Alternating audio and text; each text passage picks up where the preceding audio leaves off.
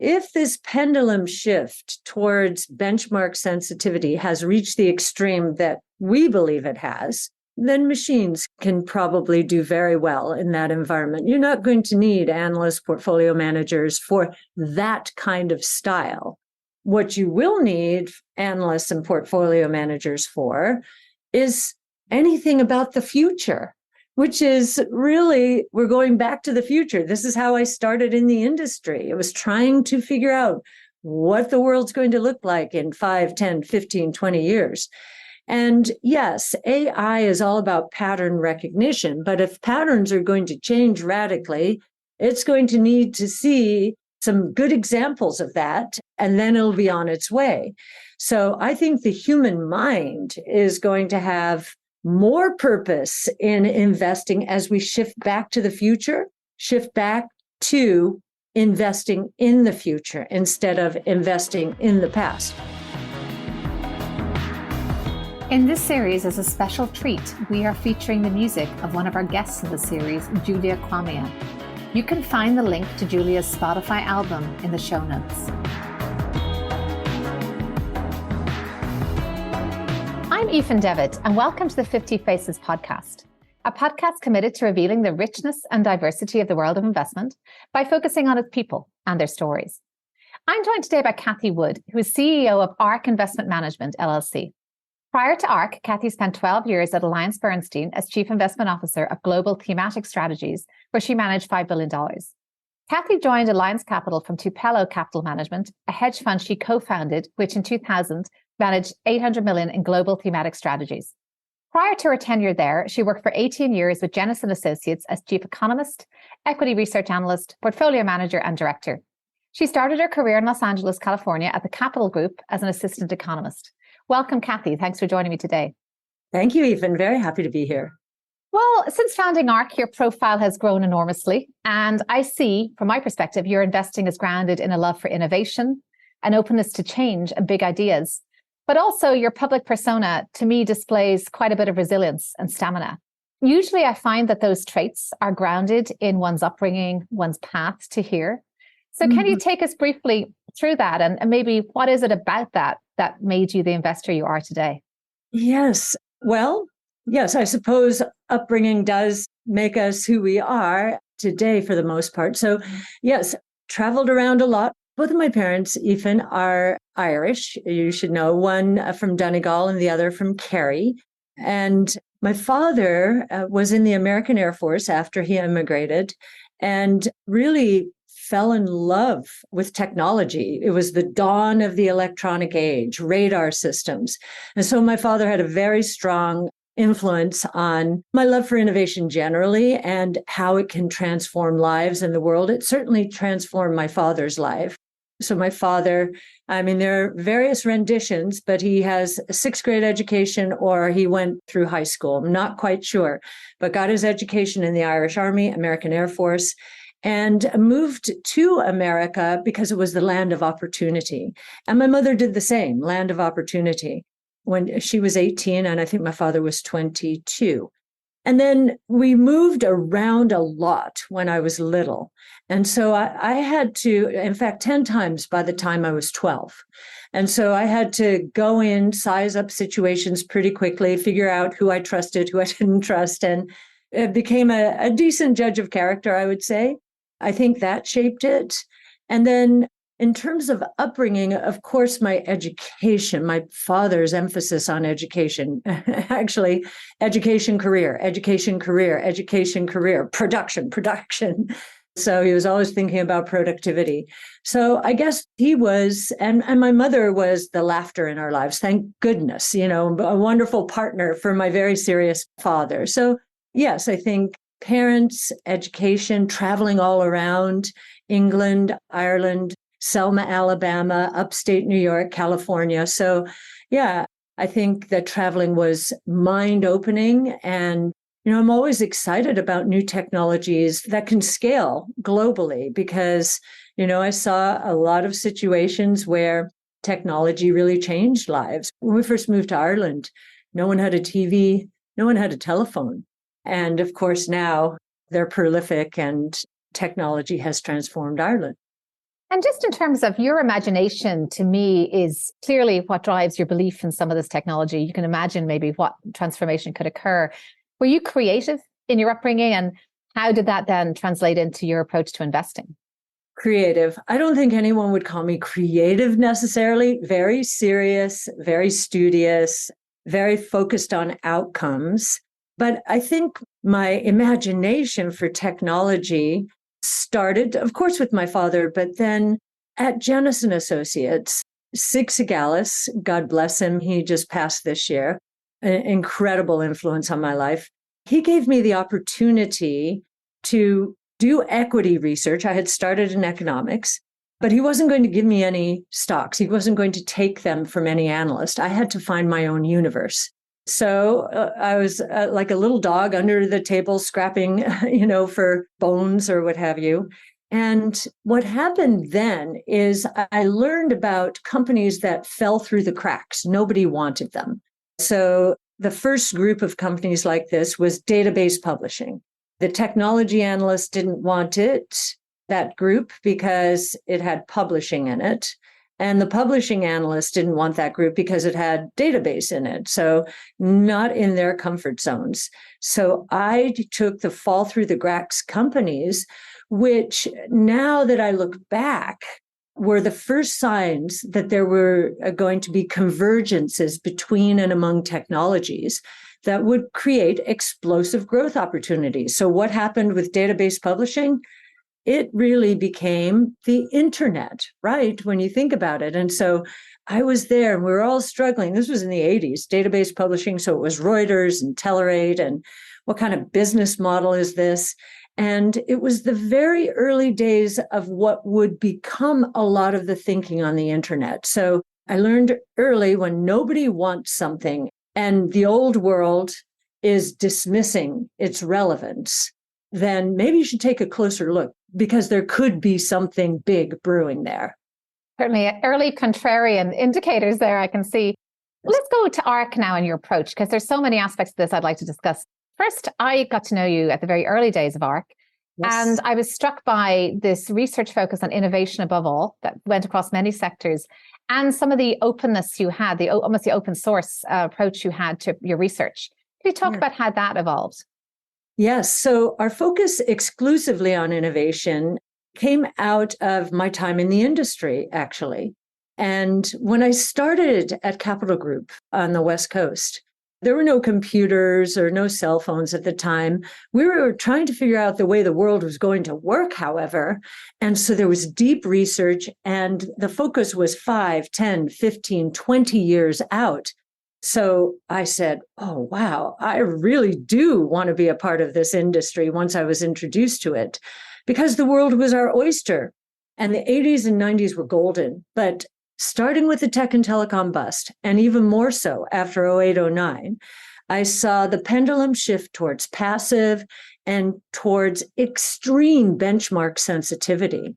And because my strategies have always been very forward-looking, what is the future going to look like? This pendulum shift was going backwards from my point of view, certainly when it applies to innovation strategies, because the stocks at the top of benchmarks are there because of past successes. And we're looking for the stocks of the future. And so when I was asked to risk complete my funds, a third of them towards the S&P 500, I said, happy to do it in sister funds, so lower volatility sister funds. But our clients own this strategy for whatever reason, and they understand the volatility. That conversation evolved to the point where I said, let me just go out and start my company. And I will say, many people know this about me, so I'll offer it up here. There is a spiritual element to this journey because, I remember being very frustrated with what I was facing and walking into my house one summer day, beautiful sunshine, completely silent house. And like your house, and I know you have many, many children, mine was silent and everybody was gone for a reason for 2 weeks, camps and so forth. And all of a sudden, this idea came to me, boom. You have got to start your own company and apply the technologies that you have seen disrupting other industries. So what that meant to me was open source. So give your research away, become the first sharing a company in the asset management space, give your research away, and you'll be surprised at how much you get back. And that's been absolutely true, because we now have innovators around the world battle testing our assumptions, because we give our research away not when it's finished, but as it's evolving. And so isn't it wonderful to have individuals who are actually heads down innovating, but who love our top-down research, trying to size their markets and how big these opportunities are going to be and what the unit economics look like. So they want us to be right. And so they're helping us if they see us going astray with our assumptions. So we're looking at exponential growth opportunities. And the problem with that is if we make a mistake early on in our assumptions, we can make exponential mistakes. So we really want this battle testing. So now we have social media. So we give our research away over social media, social marketing, and now social distribution on the Titan app. We launched a venture capital fund just last year, and we entered social distribution. This is the only way to get it for retail investors, although we have separately managed accounts for institutional investors. So those are the technologies, but this sole focus on innovation has been so controversial. And I find that interesting, because if you're in the late 90s during the tech and telecom bubble, this wouldn't have been controversial. Everybody wondered why they were investing in anything but the internet back then, right? And that ended badly. So psychologically, right now, I feel like we're in a very good place, because the fear of innovation is palpable. The fear of investing in anything that delivers earnings, maybe not right now, but in the next 5 years, is in the public markets considered almost suicidal by some. And yet that is the reason there are so many opportunities, and there is so much inefficiency in the pricing of innovation in the public markets. So interesting. And so many things to follow up on there. First, I'm going to listen to myself just so quick. First is time horizon. Then I want to talk about US versus non-US innovation. And I want to talk about fear and why we may have more fear today. So focusing on time horizon, it seems to me if you're open sourcing your research, you're going to obviously have many different opinions feeding into a thesis. And often time horizon can be the real rub, because something may, first round innovation, its disruptive ability may well be true in the long term, but we made that classic idea of overestimating its impact in the short term. And whereas markets, being the weighing machine that they are, often look at short-term expectations and disappointments. So how do you square that? How do you, I suppose, settle on a consensus of time frame and reiterate, I suppose, course correct if your time frame is off? Yes. So we center our research around Wright's law. So Wright's law is a relative of Moore's law, but Moore's law is a function of time, every 18 months to 2 years. And Wright's law is a function of units. And it says, for every cumulative doubling in the number of units produced, so 1 to 2, 2 to 4, 4 to 8, for every cumulative doubling, costs associated with a new technology decline at a consistent percentage rate. And so what we're trying to do is find that rate out. And I can tell you in long read DNA sequencing, that rate is 28%. And we're at a very low base in terms of the number of whole human genomes sequenced. For short read sequencing, that number is 40%. And that's very important in liquid biopsies and other breakthroughs that we're seeing here. For industrial robots, it's 50%. For electric drivetrains, battery technology, it's 28%. For artificial intelligence, it's 48%. But the cumulative doubling in the metric that we use, it's a metric involving data, the cumulative doubling is happening in less than a year's time. So what it means is AI training costs today are dropping 70% per year. So once we've got these costs down, we assume that they will flow through into prices. You see Tesla's cutting its prices. One of the reasons is its costs are going down. Many people think it's because demand is weak, and that may be true, but it has the ability to cut costs, whereas traditional auto manufacturers really do not. And so we need to understand, when will that price point appeal to a new sector? So we're looking at technologies. So our analyst responsibilities are broken out by technologies. So they're technology specialists with domain expertise, but they are sector generalists. Why? Because we think that the 5 major platforms around which we have centered our research, so multi-omic sequencing, robotics, energy storage, artificial intelligence, and blockchain technology, we believe that those platforms, which involve 14 different technologies, are going to scale across sectors. And so we want them to be looking at different price points and when they're going to hit, and the price elasticity of demand is such that it will appeal to another sector. So that's how we've set up the firm. It's our sole focus. And I don't think anyone in the world is doing the kind of research we're doing. Certainly no one in the investment world. We're going to take a short break to hear from the sponsor of this series, With Intelligence. I sat down with Kip McDaniel, President Americas of With Intelligence, to ask him what the mission of With Intelligence was. But now with Intelligence, we are not in the advertising business. We're not really in the media business. Our goal is to arm asset managers and asset allocators with the data, with the intelligence, and with the access they need to do their jobs on an everyday basis. We like to think of ourselves as an extension of staff for both allocators and managers in different ways so that they can do business together. They can meet their peers in a more efficient way with Intelligence. And now back to the show. The second question then around the US as maybe the global center of innovation versus other areas. And that we've seen US tech stocks really just continue to dominate in global indices, and they're still doing that today with a lot of concentration. Where do you see other kind of pockets of innovation, or do you think this is US centric? Where are you looking for ideas? Well, I will tell you, in the world of blockchain technology, the US is outright hostile to innovation.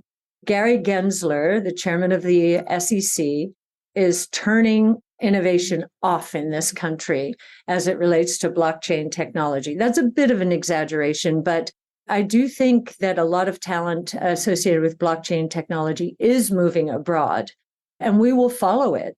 We are talking to Israeli companies about blockchain technology and so forth. I think what's interesting about the US today is San Francisco is still a hub, to be sure. But if you go to any major city around the United States, they all are now encouraging innovation. We moved to St. Petersburg, Florida, the Tampa Bay region, because they're hungry for innovation and they want to use innovation to transform the community. And so we've been welcomed with open arms. So I think the US is still, from a DNA point of view, going to be a hotbed for innovation. Some of it's moving away from San Francisco. San Francisco has its problems, as many major cities do. And because we all learned during COVID that we don't have to be centralized in any one place, I do think more innovation hubs around the US and the world are going to take off. And we see from blockchain, we know that China focus on innovation and technology has increased dramatically. In fact, I was on a panel with the Minister of Innovation, I'm not quite sure what he was called at the time, from China. This was in 2016 or 17. And back then, it was clear, top priority. And I still think it is even more now with the geopolitical consternation that we're seeing between the US and China. But we see Hong Kong, of course, as part of China, very open to blockchain. A lot of companies moving there. Singapore, London, Europe is so much better from a regulatory point of view, shockingly so. than the US is. It had to get all of the countries to agree to this regulatory regime, and it did. So we'll go anywhere that innovation is. And we're also going to start using data a little bit more intentionally to find companies in the rest of the world. We work with MSCI. Our research team and MSCI work together on keywords. So MSCI has innovation indexes, but they're extremely diversified, 500 names plus. Ours are much more concentrated, but you'll see many names there because of the keywords in other countries. And we think that's a good leading indicator. Well, let's talk about innovation and maybe something that is scaring people around innovation. And let's talk about AI, ChatGPT, Bard, etc. How would you say, why is it at this juncture that people are apprehensive around the impact of this innovation? And taking AI in particular, do you think that accounts for some adoption trends, maybe not quite as you model them? Actually, we have been modeling AI since 2014 when we happened upon NVIDIA at $5 a share. It's now over $400. But we weren't calling it AI at the time. We were calling it autonomous driving, which is an AI project. And of course, we learned very quickly, of course, it's an AI project. And of course, this is going to be the biggest play from a picks and shovels point of view out there. So we've had a beautiful ride and we own it in our specialty portfolios, but have pulled away because it's at 25 times revenues. And we see companies like Twilio, which has 1 trillion interactions between businesses and consumers recorded every year, and is selling at only 2 times revenues. We're looking at companies with proprietary data that no one else has as probably the biggest beneficiaries of AI. And so there's huge valuation discrepancies. But why are we focused on it now? And why are people so fearful? We're focused on it, even though it has been in science fiction, we've been hearing about AI. And in actuality, we've been hearing about it since the 50s, right?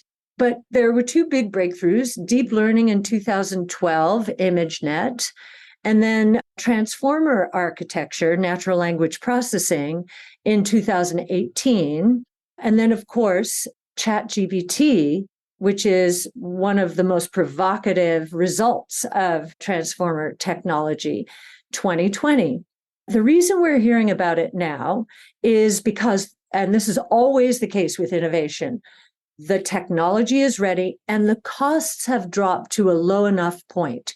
So if you had tried to build the GPT-3 model that produced ChatGPT in 2015, it would have cost $800 million.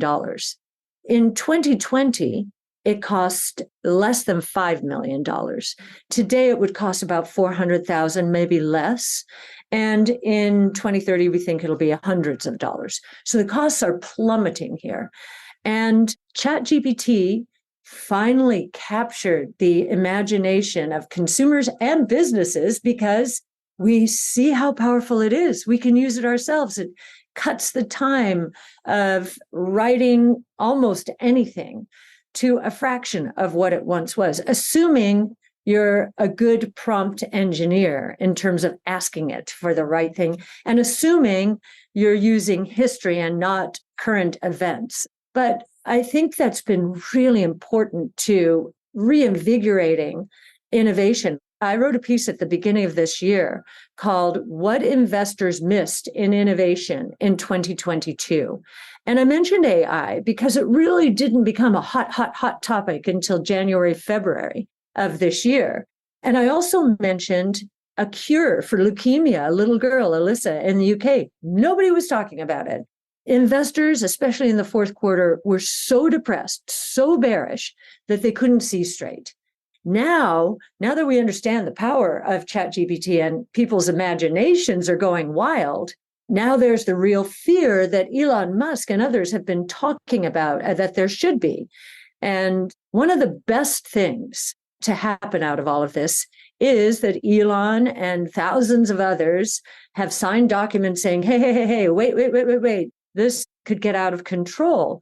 And when I say that, I don't think we're going to have a 6-month moratorium the way they wanted, but I do think they elevated the topic, the conversation. All technologies can be used nefariously, and AI is no exception. So I think that all businesses and even consumers are trying to think, how could this mess my life up? I think that's a good thing. Again, half the solution is understanding the problem. But what we're also seeing is businesses understand that this is the ticket, because if we're right, and the bigger risk here is deflation instead of inflation, and inflation is coming down very rapidly now. Commodity prices are down 30% year over year. So if we're right, then the pricing power that COVID gave companies is going to disappear. And in fact, we could see price cutting being the norm. And that means corporations have to figure out ways to cut costs. If you look at the knowledge worker industry globally, we pay, or businesses pay, $32 trillion for the knowledge worker industry. This can probably cut out, I'm going to say, $10 trillion from the knowledge worker industry in terms of cost declines, really automating the jobs that are very boring, very mundane, and elevating people, giving them an opportunity to oversee AI and add more value and therefore raise their income potentials. So we're pretty excited about it. I'd love to ask one of the things before we move on to just some more reflections. We speak a lot about how it will transform certain industries. So can you give us maybe a couple of bullet points as to how you think it will transform our industry, the investment management industry, active management? What's the future of AI and that industry? Well, it's already started it, and it started with robo-advisors. And I think it will intensify, because if this pendulum shift towards benchmark sensitivity has reached the extreme that we believe it has, then machines can probably do very well in that environment. You're not going to need analysts, portfolio managers for that kind of style.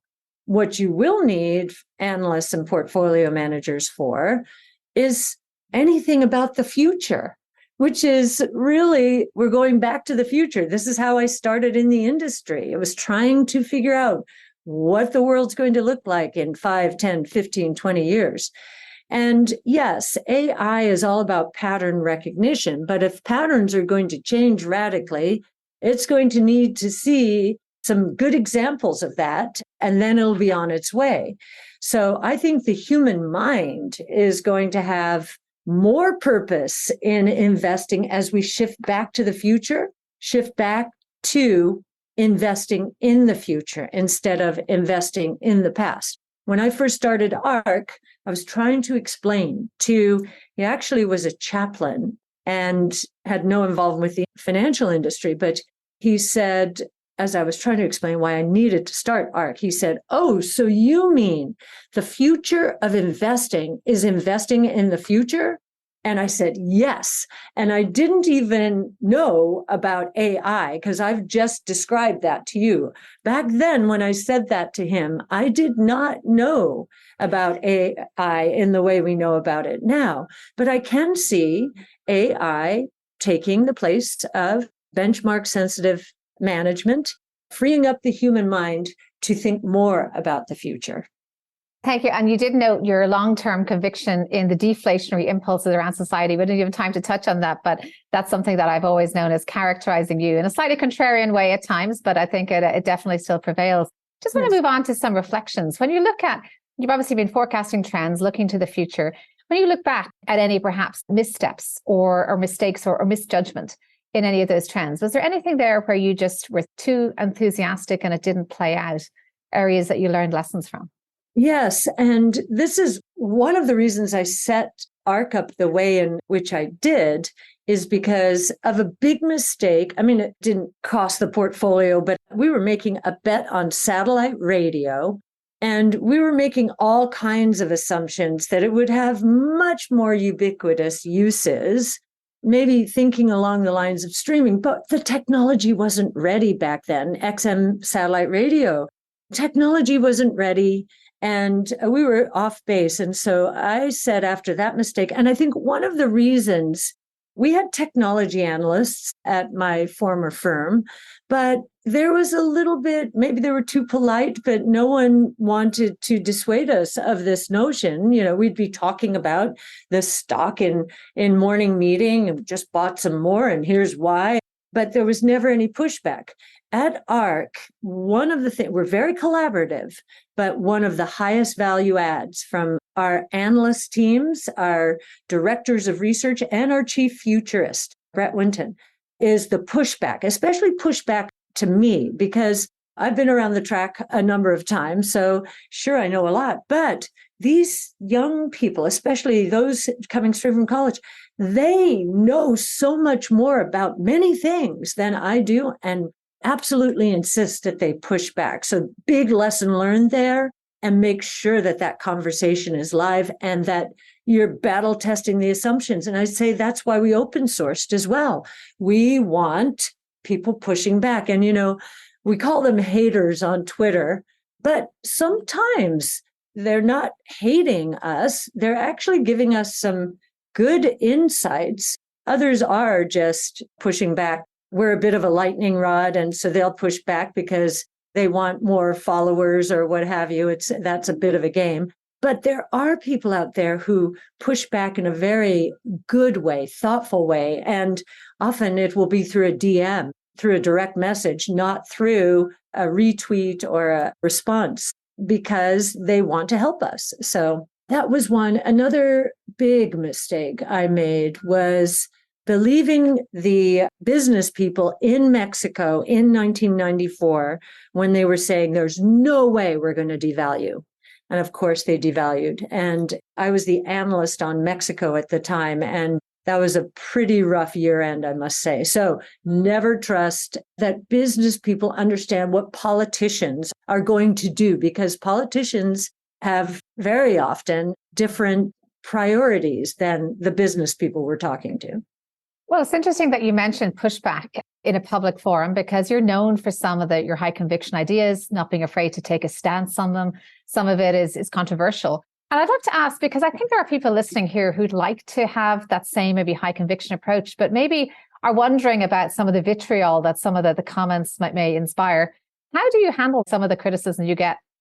Actually, it's quite helpful in a way, because the more criticism we get, the stronger I feel because of our research. We have, I think, the best research team in the world when it comes to innovation. And we have done top-down analysis, bottom-up analysis. We have a scoring system around innovation.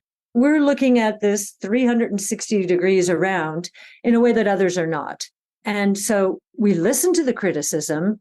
And if we don't have an answer to the criticism, I'm surprised, and we double down and do more research. But typically, because we do get such pushback, we do have an answer. Now, are we going to be right?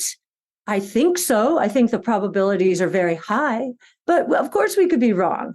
I just think the more pushback we get and the better we can answer those questions with conviction, then the stronger I feel about our investment. So it's actually part of our research process.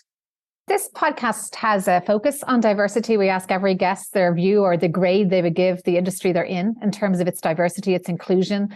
Any thoughts from yourself on that, having been in the industry now for many decades and risen to the top of it? Having come from an industry where I was the only woman in the room, I see a lot more women at the table, which is fantastic. I see a lot more diversity. And many people ask me on that question, how did you deal with it? And to be honest, I've loved being a woman in our industry, because especially in the early days when I was young, in my 20s, many times I'd be in a meeting and there were no computers at the time. So I'd be writing and everybody assumed that I was the scribe or the secretary. But no, I had a seat at the table thanks to Don Conlon, who was the chief economist there.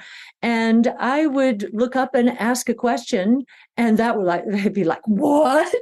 What? So low expectations, and surprising those low expectations is fun. It's fun.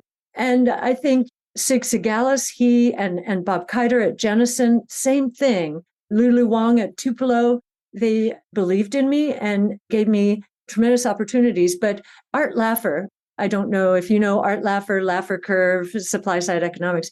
He was the one who introduced me to capital when I was in college. And that's why I got that opportunity in the first place. So I think having moved around so much when I was little and having to get used to so many new situations quickly before we were on the move again, helped me just actually enjoy new situations, whether they were different meetings or different career opportunities. So for me, it's, again, as I started out by saying, the world has been my oyster. It's not, and it is our oyster in this industry.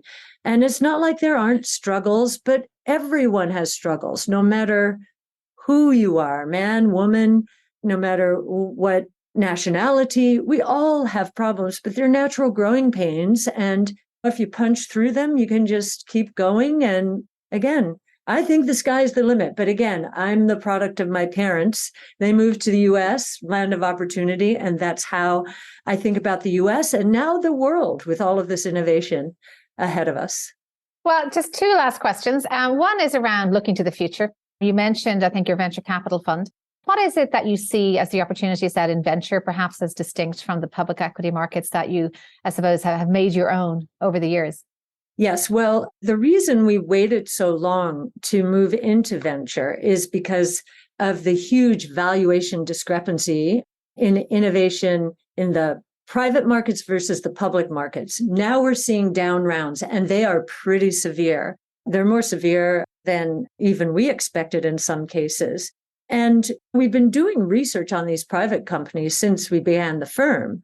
And one of the things we wanted to do, to be true to our brand, which is about transparency, that's the open source, and democratization, giving investors, no matter who they are, from retail to institutional, giving them the best we can offer in innovation.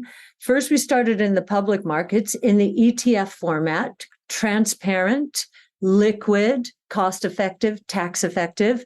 It's been a great move for us. And we wanted to do the same in venture. So I mentioned the Titan app, social distribution.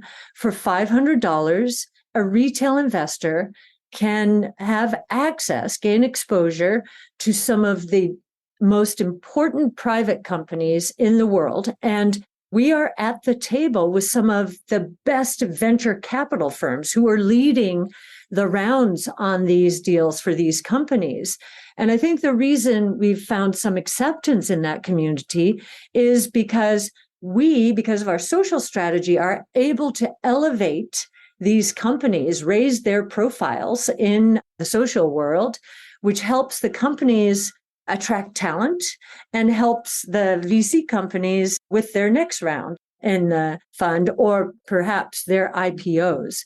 So it's a win-win. And there's quarterly liquidity as well, because retail investors sometimes cannot lock up their money for 5 to 10 years. So quarterly liquidity up to 5% of NAV. So it's fledgling now, but we have had inflows every day, even during the height of the regional bank crisis. So we know we're onto something, and we know the retail investor is pretty excited to have access to some of these investment opportunities.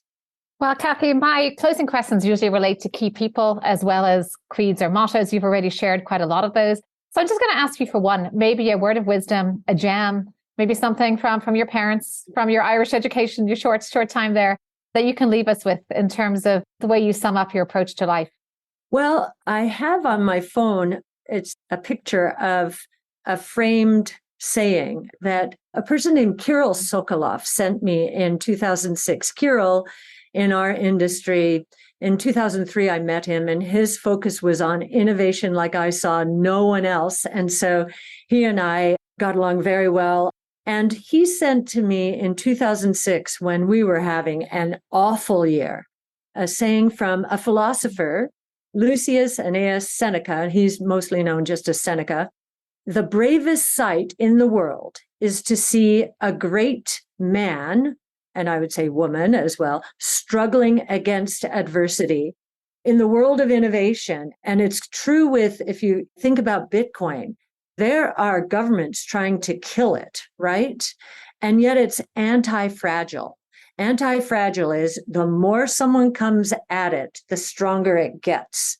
And I feel if people adopt that in their own lives, if they really believe in something and evidence supports them, then keep going, because the more adversity people or institutions put you through, the stronger you're going to get. And ultimately, the bigger you're going to get and the more successful you're going to get. Well, that's a perfect way to end this. I think watching your journey has indeed been a great sight, Cathie, from those early days when we first met in the early days of ARK.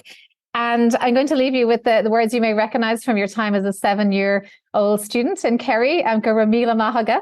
It's been wonderful to watch your journey. I think you have given us the tools with which to expand our imagination. By giving us the research, we have the ability, not necessarily to accept it all, but to become critical thinkers ourselves, and I think arm us to look beyond the horizon to the next wave of innovation. So thank you for that service to our industry, and thank you for joining us here. And thank you for your service to the industry. Congratulations on all of your success, Aoifinn. And I'm not going to have the pronunciation quite like I did in Ireland, but Garamahagut. I'm Aoifinn Devitt. Thank you for listening to the 50 Faces podcast. If you liked what you heard and would like to tune in to hear more inspiring investors and their personal journeys, please subscribe on Apple Podcasts or wherever you get your podcasts. This podcast is for informational purposes only and should not be construed as investment advice, and all views are personal and should not be attributed to the organisations and affiliations of the host or any guest.